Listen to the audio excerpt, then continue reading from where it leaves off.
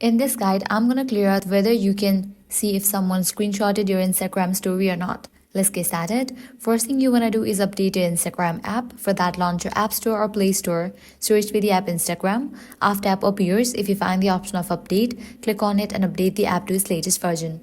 Then you can launch your Instagram app. Now head over to the story section. Click on your story. Clicking on the option of activity, you're gonna find the list of the viewers.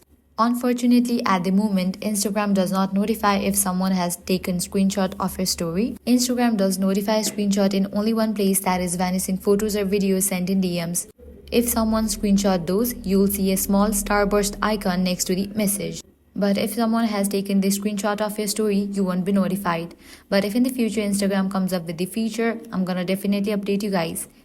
I hope now you guys are clear whether you can see if someone screenshotted your Instagram story or not. If this guide helped you out, do not forget to like, share and subscribe. Thanks for watching.